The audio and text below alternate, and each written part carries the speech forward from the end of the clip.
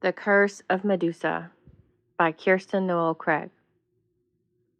To every woman who has had their power taken away and didn't let it break them, to those who were broken, don't stop healing. We need you. Snakes out. For my daughter, Ellery, you inspire me every day with your strength and persistence. You are such a badass. Never forget that. You only have to look at the Medusa straight on to see her, and she's not deadly. She's beautiful, and she's laughing. Helene Sichois. The Curse of Medusa. I'm not the first woman to allow a man to bring me this low. I certainly won't be the last. Blood drips into my mouth from my beaten nose. I taste the slick copper and spit. I stand with great agony, watching through swollen eyes as the world sways around me. Every inch of my body feels bruised beyond recognition. I lean my body against the cold stone of the temple. My battered shoulder can't take the weight, and it buckles. My head slams into the wall, and I cry out in pain. I attempt to make my way to the temple entrance, but I stumble. I am weak, barely able to keep myself upright. The waves of disorientation keep coming. I feel as if I'm caught in a whirlpool, being tossed endlessly by the violent surging. My stomach lurches, and I heave. There is nothing inside me to expel. Something irrevocably changed my life. One choice, one moment of weakness has brought me to this. The unfairness of my fate burns in my chest. I am the victim, and yet somehow the villain. He wasn't damned when divine justice was dispensed. His weight pressing against me, crushing me. His rough hands tearing at my clothes. The pain and hollowness that followed shame me. I have committed the sin of thinking I am different. I am special. None of that mattered when retribution came. There is no vengeance allowed for me. You have soiled the sacred space here, the booming voice echoes in my head. Am I not also a sacred space that is defiled? Does the theft of my body not count as a crime? The cruelty of how easily he went back to his life claws at me. Leave, take this curse with you. My life will never be mine again, unless I make it so. I must make it so. I am alone in the cold temple. Those who should have been at my aid were not. Alone in more ways than one. I am cast out. Family and friends can no longer risk associating with me. Even knowing I was violently wronged, they fear the rage of those who dole out punishment. I must cut off the cancer rather than allow it to infect them all. I force the hot tears back and limp toward the mouth of the temple. It is best to leave here before the sun rises. Golden wheat ripples in the spring wind, tussling the thick ropes of my hair. I continue to milk the nanny goat in front of me. Her patience for my machinations runs thin. She does a small trot forward and back to show she is tired of it.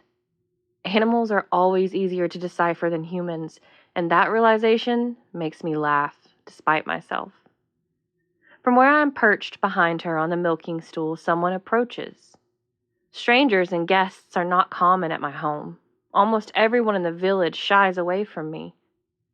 Out of habit, I tense. I focus on the weight of my dagger against my hip. Medusa? A soft voice speaks from over my shoulder. My body relaxes with a heavy sigh. I continue to pull on the goat's teats, removing the last bit of cloudy milk from them. Elena, I wasn't expecting you so soon. I deftly grab up the pail of milk and face the village girl.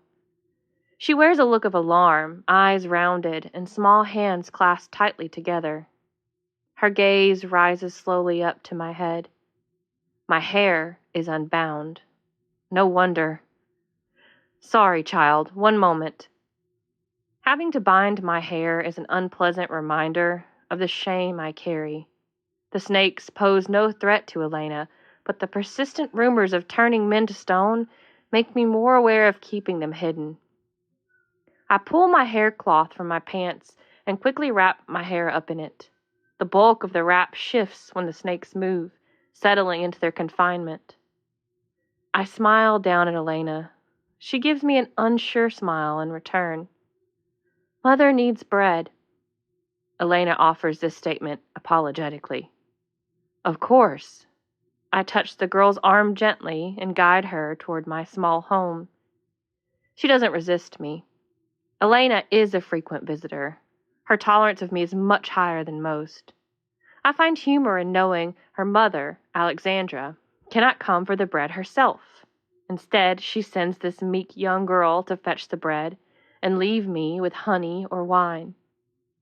We step over Dionysus, the fat feline who one day took up residence with me, and move further into the house. Elena pauses close to the door while I shuffle fresh loaves off the hearth and into a basket. I tie the cloth to cover the bread. 4 loaves for something delicious was worth it. If I was being honest, I also enjoyed having someone to speak to other than the animals and myself. Elena is not just a visitor. She is the only visitor I ever get. The dark mark of my reputation reached even the far corners of these lands. Some days I would bake 20 loaves of bread to hand out to villagers for free, if it meant feeling like a person again. I'd never been the most social before. I lived my cursed life in solitude. Of my sisters, I was the one who was cold and unfeeling. How many times before this happened did I overhear muttering that I was too stern and never smiled? Indeed, my presentation was because I deeply considered everything I encountered. After a while, one becomes that which other people tell them they are, self-fulfilling prophecy. I extend the basket out to Elena, who takes it tentatively. Thank you. This girl is one of few words like me. I nod to her in reply.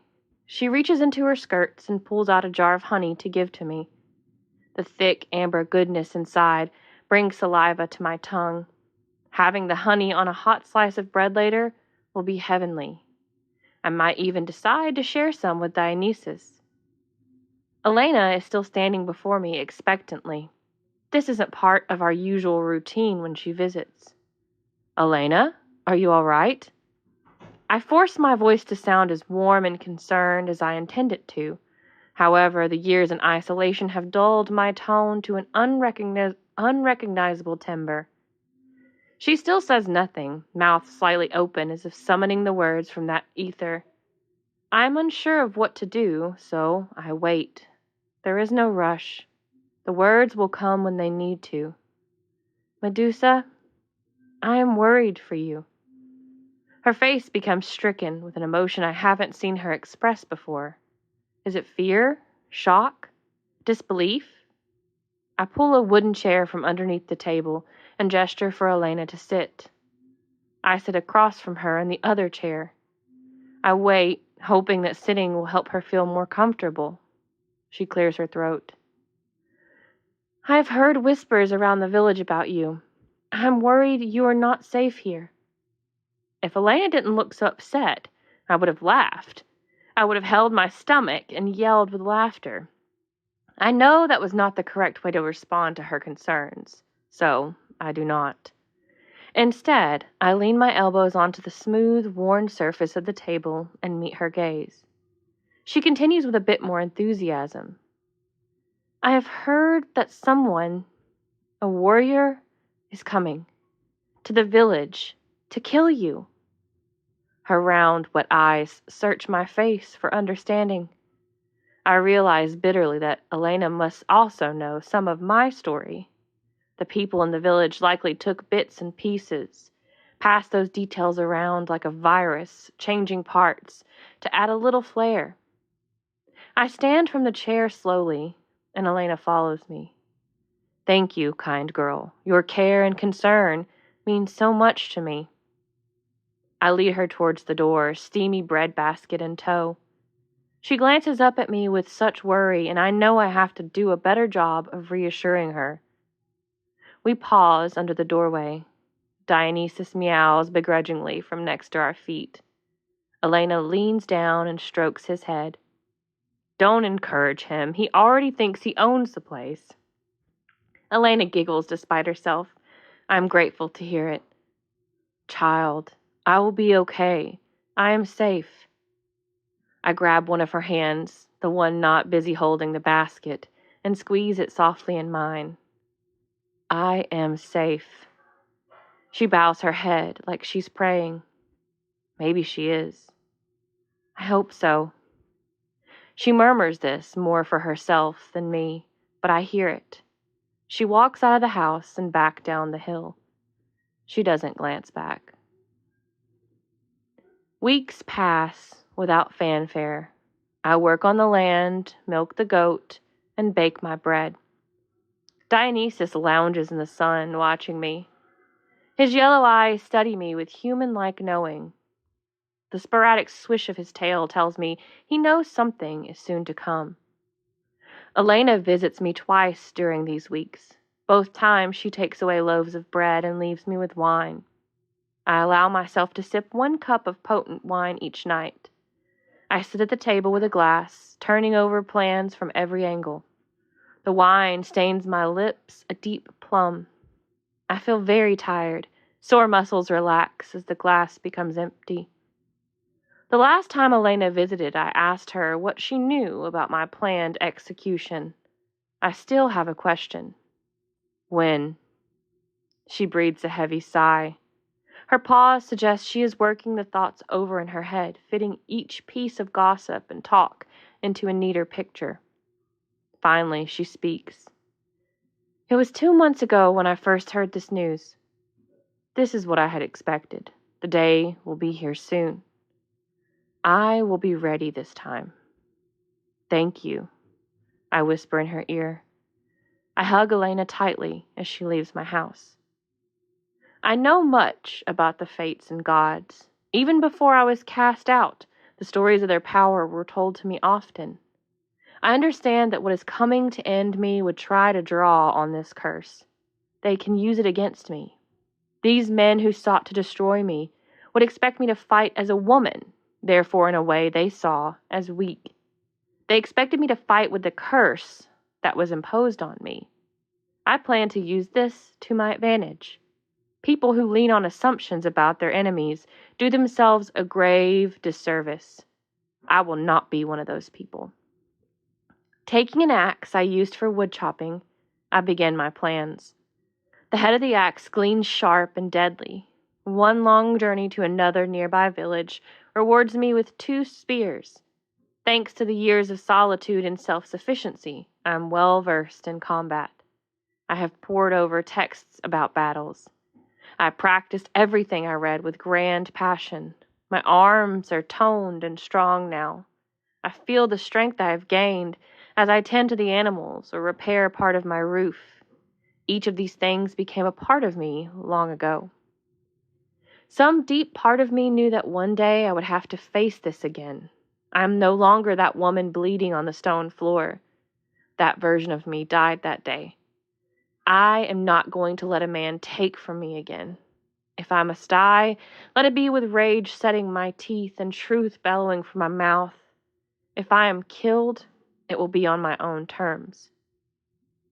Urgency pushes me along on the final evening. I double-check that I am ready. How could I ever be ready to face my fate? Another thought blooms inside my head. What if this isn't my fate? Who says I can't be in control of it? Everything I feared about my life and future had come to fruition, and yet I am still here.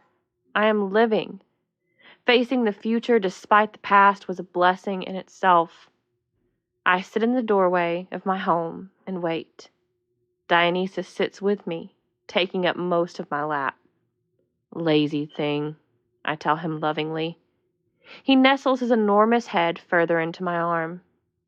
The tired sun sleeps behind the hill. Darkness takes its hold. They come for me at daybreak. From my house on the hill, I can see many things. Small houses and temples and gardens dot the green landscape.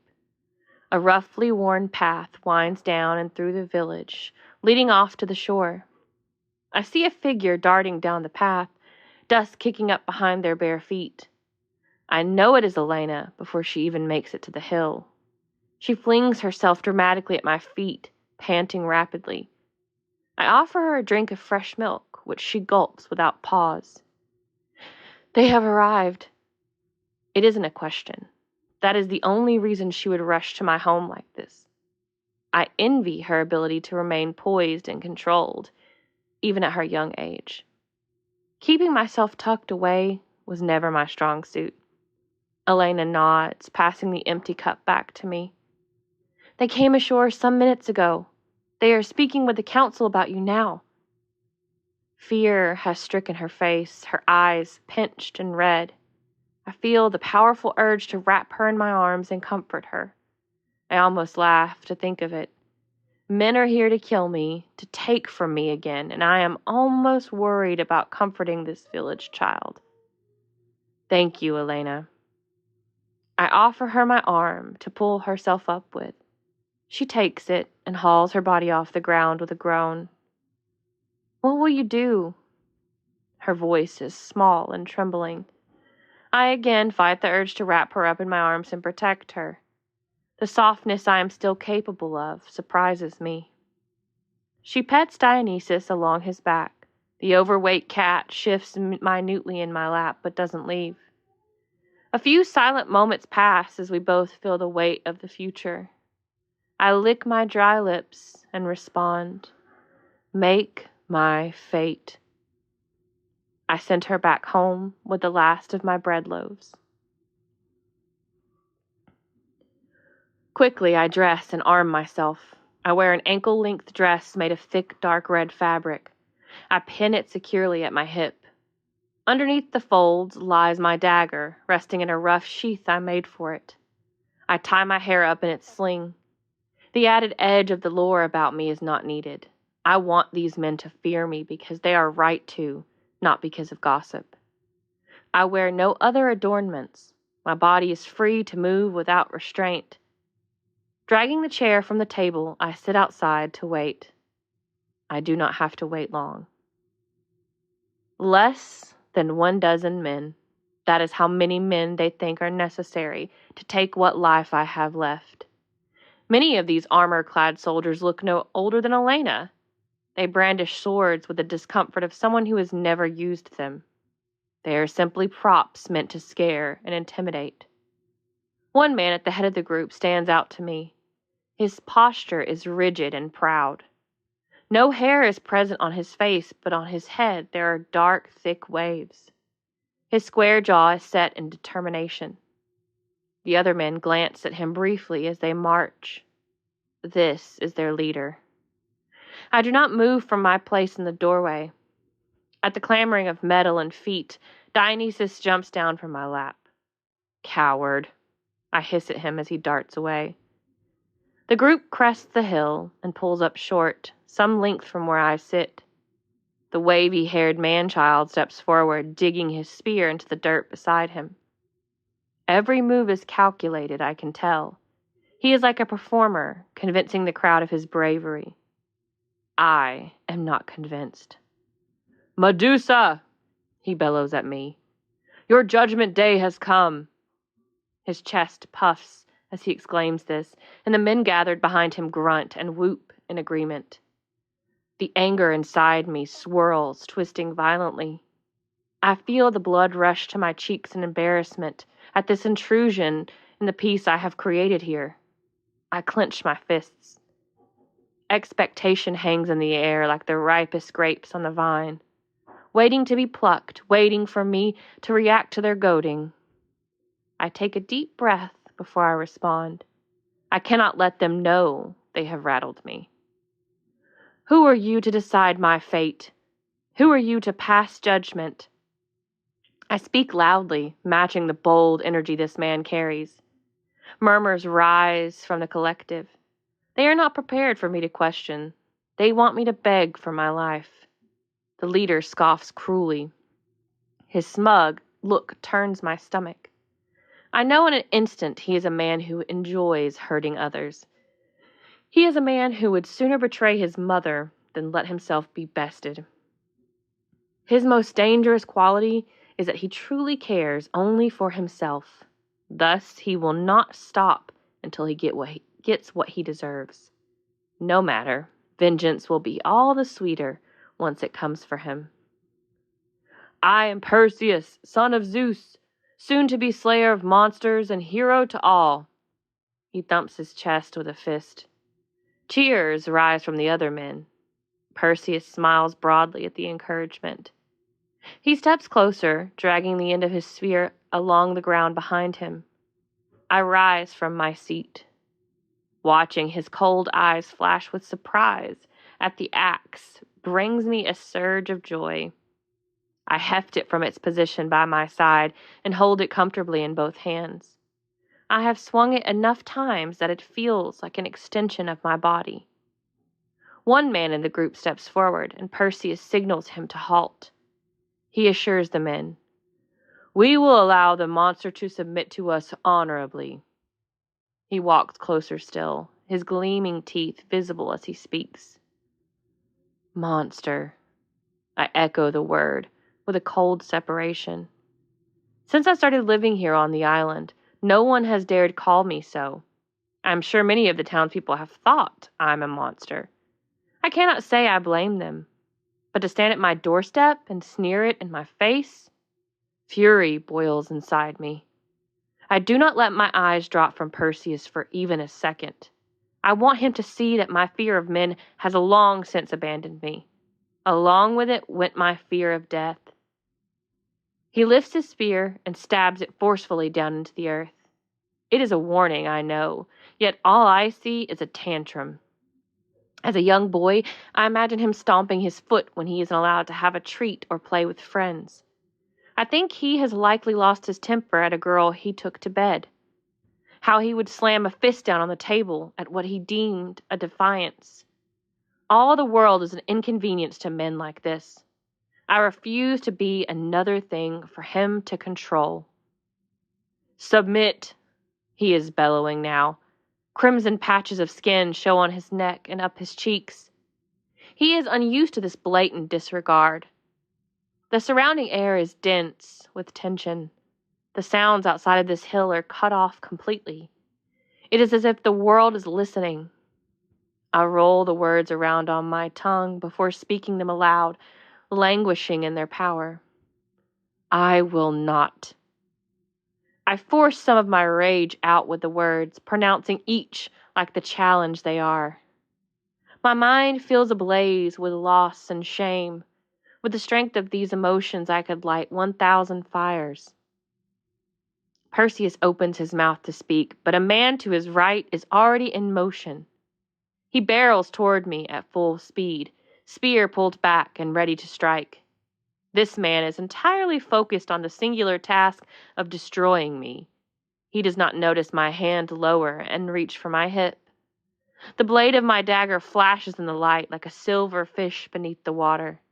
The dagger connects with his neck, and a crimson spray splashes my face. He grapples at his gaping throat in surprise. Blood pours over his hands. Gurgling and gasping, he drops to his knees. The other men take this as their sign to charge. Just as the group comes hurtling my way, weapons drawn, Perseus steps back discreetly. He means to watch as this unfolds. I swing my axe with precision, relishing the weight of it. 2 and then 3 men fall within moments. These are the best warriors they could send? A 4th man comes at me from the side. He thrusts his spear at me, but I kick out my leg before it makes contact. The sharp head of the spear cuts into my calf. I wince, glancing down long enough to see I am bleeding. No time to worry about blood. The well-placed kick lands in such a way that the man is unbalanced. He stumbles, but quickly rights himself.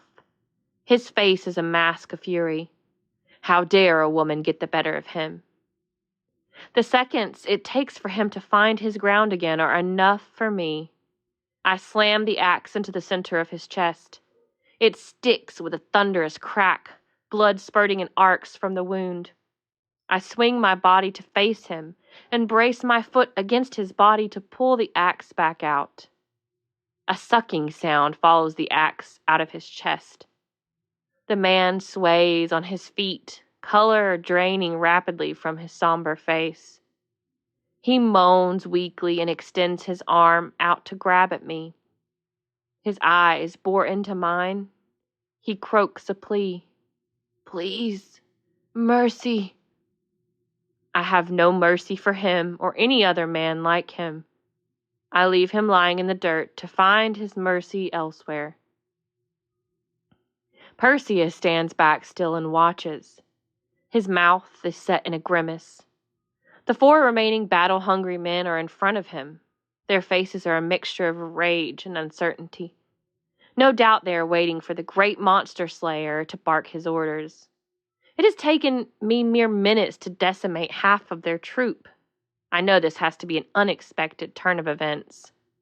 I lavish the bitter satisfaction of this. Wiping the blood from my face with the hem of my dress, I push away the twinge of disappointment at the battle thus far. There is still work to be done here. I cannot focus too long on what has happened, only on the end goal. I have an inkling that Perseus at least knows how to fight. He may prove to be a more challenging opponent. I channel that focus into a bold statement. I see no one here worthy of submitting to Monster Slayer. I emphasize the title when I heckle him. His immediate reaction of flaring his nostrils lets me know I have hit a soft spot. His pride is in question now. He stamps his spear into the dirt again, as if to signal a decision. Advance! He commands the men, and they obey. They would likely obey him to the end of the earth.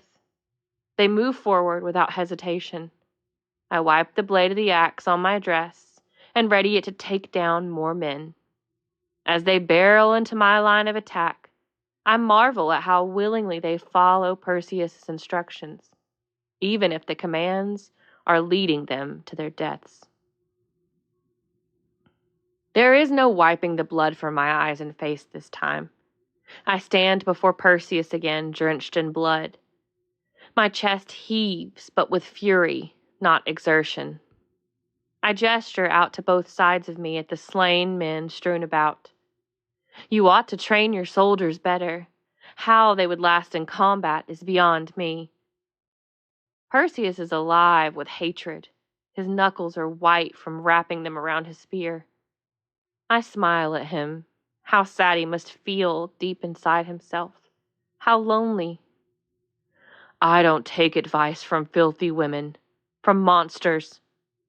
He almost spits the words at me. We continue to stare into each other's eyes, and there is stillness for several moments. I know he means the words to hurt me. They do not. When you've lost everything already, it is difficult for such insults to land. I've already faced my worst nightmare. My life was taken and twisted, and I can never straighten it. All the control I had has been ripped away without so much as a second consideration. Some force more powerful than me decided my own life is cursed now and forever. I would own that. I move, springing at Perseus without warning. He reacts just as quickly. His broad shoulders twist as he dodges my attack. I spin, but his spear is already in motion, striking me in the back. The air is forced from my lungs, and I cough. I am back on the temple floor, broken and lost for a moment. I remember how hopeless I felt, how abandoned. The taste of that blood fills my mouth again, and I spit. I use the momentum of my spin to swing out my axe. It meets only air. Perseus is already running further up the hill. I follow.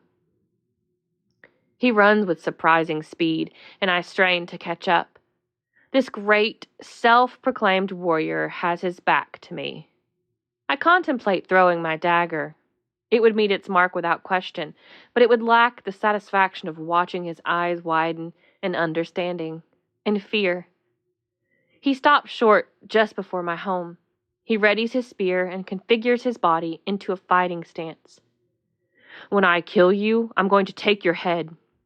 It will be both a trophy and a warning to other women who disobey, he sneers. I realize too late why he wants to be on the hill. Gravity is on his side as he slams his body into me. He hits me down low, knocking me flat on the ground. Before I can right myself, Perseus is on top of me. The sharp point of his spear digs into my neck. The pain is searing as it sinks into the soft flesh there. His foot grinds down on the arm that is holding my axe. Let it go, he demands, adding more pressure to the arm until I have no choice but to release the handle. He kicks the axe away where it clangs uselessly into the dirt. Panic grips my heart. Any move I make will only result in the spear meeting my muscle and bone. The edges of my vision blur. My thoughts are racing, and I cannot plan what to do next. Anger, blazing, grows within me. My pulse pounds hard. I clench my fists tightly. It feels as if it is all that's left of me now, rage. It has consumed me to the very core. I am in mourning for the woman I once was. Now I am simply a billowing spirit formed by loss, shaped by anger.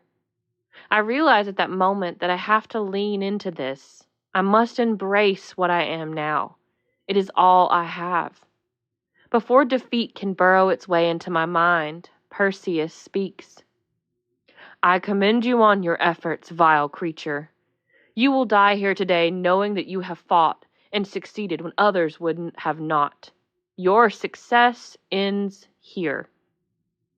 He is smiling broadly when he lifts the spear into the air. An idea has taken root. I remember the last time I was brought so low.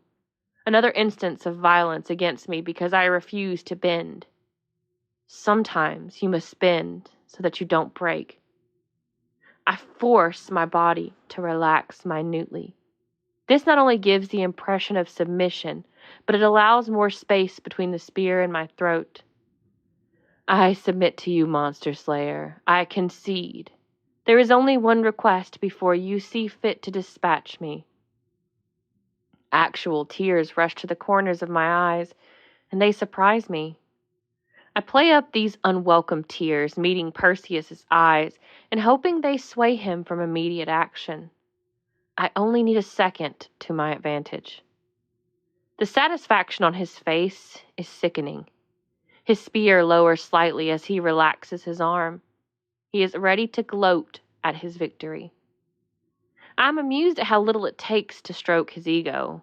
His perceived victory is such a small thing, almost shamefully so. Despite the disgust I feel for this man and all he stands for, I keep my face serene. I am thankful you have seen reason, monster. It is much easier to let go now rather than draw this out longer. I will make sure your story includes this foresight. He grins down at me expectantly. His eyes are empty and dull. There is no spark or passion found within them. My hand closes around the dagger tucked into my dress. The heft of the weapon comforts me. It should please you somewhat, you know, that you will be a part of this epic story. It will be told to many, both children and adults. Perseus slays the beast and returns with her cursed head. It is written in the stars as such. I slay the monster. His arm drops even lower as he speaks, the focus on his future more evident than his present situation. He is wrapped up in this fantasy completely. The gods have always given him exactly what he feels he deserves. Why should he think this day will be any different? I have a name. I tell him this in a growl, teeth bared. He blinks rapidly. I can tell that for a second he is confused. He hadn't even remembered I was beneath him until I spoke. "Ah, but a monster is all you'll ever be." Deep satisfaction curls his lips into a smirk. "You are a monster." The dagger flashes in the sunlight. No time for him to react. "I am Medusa." Steel meets flesh, then muscle and bone. The dagger is sharpened so fiercely that Perseus doesn't even seem to register what happened at first. The clang of the spear rings out. Spurting blood patters against the ground, surging forward from the stump that once connected his hand to his arm. The hand lies useless and insignificant beside his spear. He screams. I roll my body away from him as he slumps down beside his discarded arm and spear. The scream seems to have no end. Blood continues to stream from the wound with no sign of slowing. Perseus's face becomes pale from the loss. I stand quickly, placing myself over where he squirms in the dirt. He moves his mouth as if to speak, but nothing is said. I find some pity in my heart for him. I know what it is like to be brought so low. I understand the pain of losing control over what happens to you. My sympathy ends there. I look down at him sadly. The actual monster is the one who takes and takes from others and never feels guilty, who delights in the suffering of others. A monster is the man who prioritizes the favor of the gods over what is right and just. Shoving my dagger back on my hip, I reach for my axe. Dragging it up from the ground disturbs a puff of earth. The dust swirls a little in the breeze. I intake a breath, filling my lungs with air. I pause, in anticipation of doubt or guilt, but it never comes. All I feel is anger. Rage seethes underneath my skin, prickling at my neck and encompassing my vision. The power of knowing that I control this destiny is intoxicating. I am no longer a slave to this man or any other. Lifting up the axe, I relish the weight of it. I meet his eyes, those cold eyes that see only what can be conquered and controlled. There is no feeling behind them. Tell the gods I am coming for them next. The strength of my conviction is audible in my words. I will not stop until these mistakes are made right. I will hand down the vengeance that was given to me. Judgment will be doled out now. Perseus utters no begging or bargaining. He understands now that this is his fate. I swing the axe down. I do not miss. His severed head thumps wetly against the ground and his body falls, still and quiet forever. It takes a long time to clean up the hill. Dragging bodies to the edge of the pathway is no simple task. My muscles are sore and my body is tired. I pile the fallen men up respectfully. The people from the ship will come looking for them soon. I hope the sun and flies did not have time to do their work before they did. Spending a bit of time tending to my wounds is necessary. I boil water at the fire and douse my injured leg after the water cools enough. I slather it in herbal oil and wrap it tightly. After I have taken care of my leg, I add Perseus's body to the mass of death on the pathway. His separated head is resting askew against his bloody chest. Knowing his goal was to take my head, to use it as a trophy, I feel the urge to keep his head in the same manner. In the end, his head lacks power for me. It was not what he felt most proud of, and it did not save him from death. Something more fitting will be what I take. Once the idea strikes me, I act. Stepping over Dionysus, stretched out across the doorway, I enter my home. The knife I use for slicing bread and other food is the sharpest one I owned, so I grab it from the spot on the work table. I run the blade across the sharpening stone quickly. It shines fiercely after several strokes, ready to bite. I tuck it into my belt at my waist. I dig into my storage chest, searching for the perfect thing to use. Dionysus appears behind me, rubbing his large body against my legs.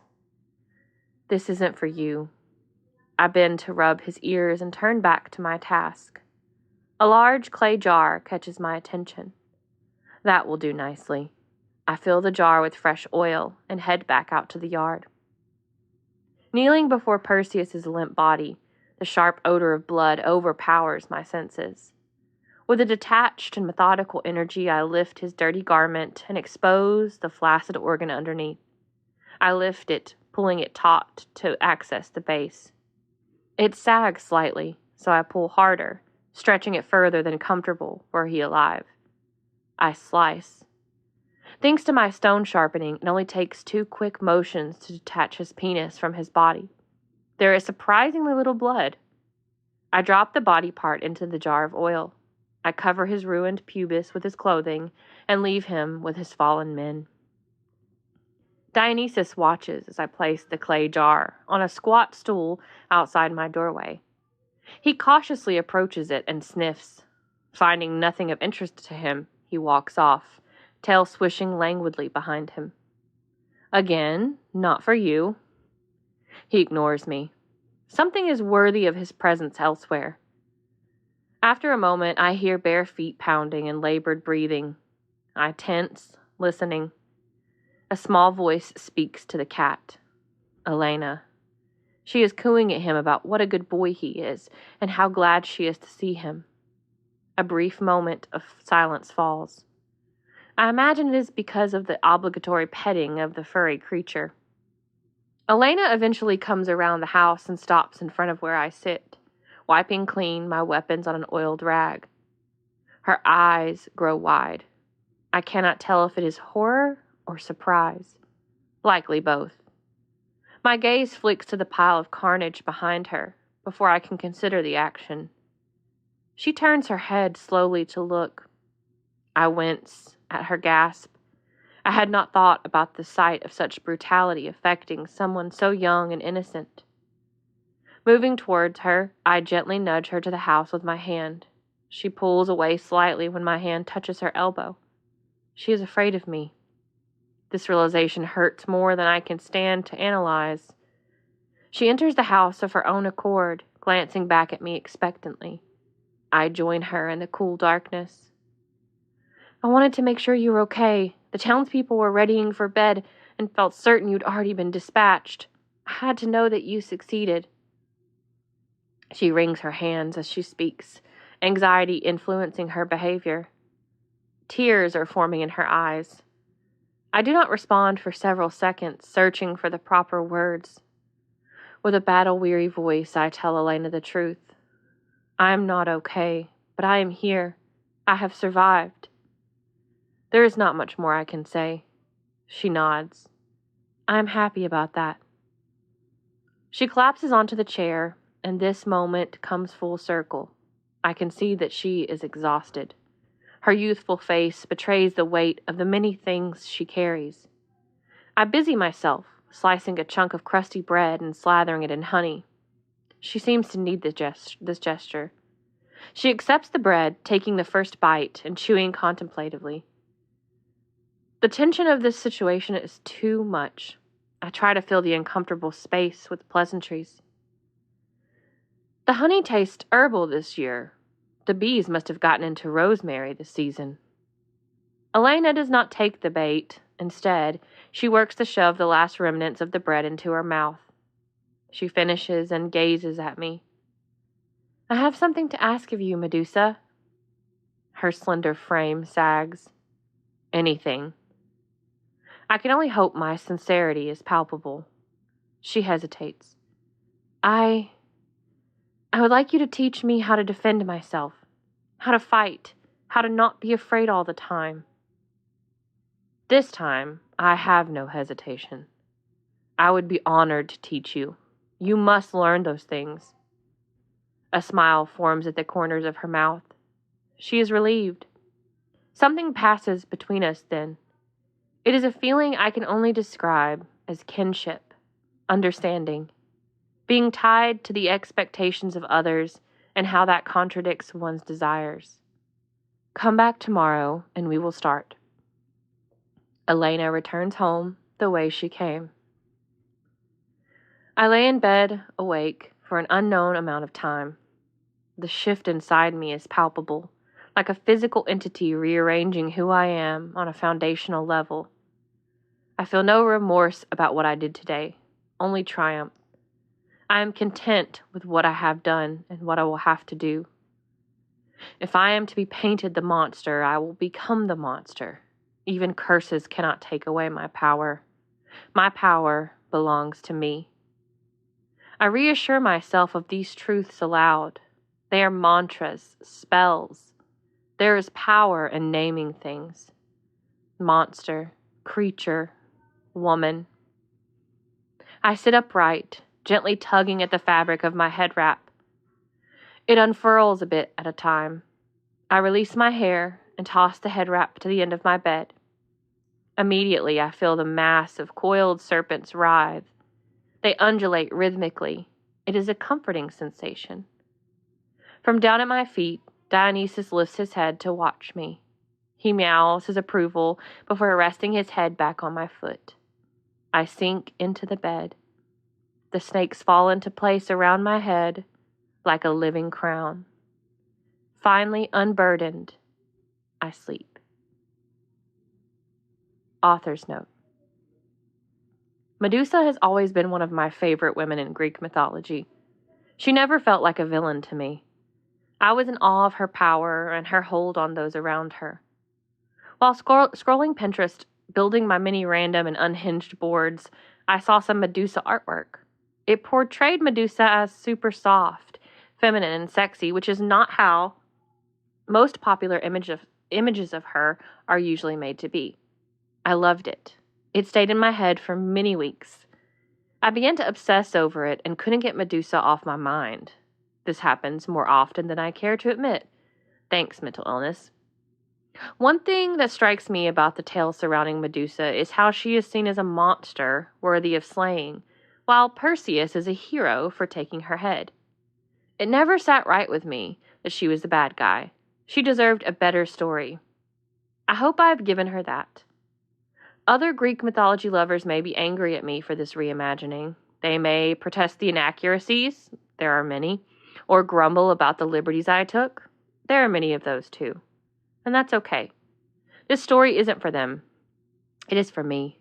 It is for any woman who has felt afraid, used, hurt, and thrown away. This is a story for the women who have been dismissed or vilified simply for existing in a society where women are seen as commodities to be consumed. Despite everything I changed to fit my narrative, I think this story is even more critical now than ever. There are no rules that say we can't take classical texts and turn them on their heads. Nothing is stopping us from rewriting the crappy ending so many of these women were given. Do it. I'll read it. Acknowledgements. To my beta readers and my best pals, favorite humans, I love you endlessly. This goes to Josh Frank, Sean Salzman, Emily Brock, Brandon Wills, Nadine Stewart, Nelson Piles, Rob Basham, and David Washburn. You even wanting to read my stuff blows me away every damn day. A special shout out to Asia Brito Guerrero for being an amazingly positive part of my life. I genuinely don't know what I would do without you. Not only do you relentlessly support my writing, but you have my back without fail, and I am more thankful for that than I could say. Thank you for listening to me talk and talk and talk. I love you. Lindsay Crumley, you know I couldn't have an acknowledgement section without you in it. You are my favorite, and I cannot imagine my life without you. I've never connected to another human being as quickly or as fiercely as I have you. Go on to God, knowing you are the best scooter a gal could ask for. To every English and language arts teacher I've ever had, thank you. 3 people helped me to get this story out into the world as viable, cohesive work, and I want to extend all the big ol' hugs possible to them now. Nadine Stewart formatted and otherwise worked her magic on this story's production, and I hope more people recognize her absolute brilliance ASAP. Matt Wilderson is a talented author and cover artist who kindly lent his abilities to this story in the form of a kick-ass cover. It is perfect. I highly recommend Matt at Insomnia Designs for all your book cover art needs. Lastly, I wanted to say thanks to David Washburn for letting me talk about the ideas and details of this story with him. I am delighted we worked out the whole chop versus slice issue. Your input means a ton to me. Insert Italian hand emoji here. About the author. Kirsten has held a lifelong fascination with the weird, unseen corners of the universe. She wrote this story in between downing cups of coffee and reading way too many books at one time. She is currently pursuing her bachelor's in library and information sciences. Kirsten lives in Chattanooga with her kiddos, cats, and backyard chickens. You can find her on any social media platform with the handle @TheSpineOfMotherhood.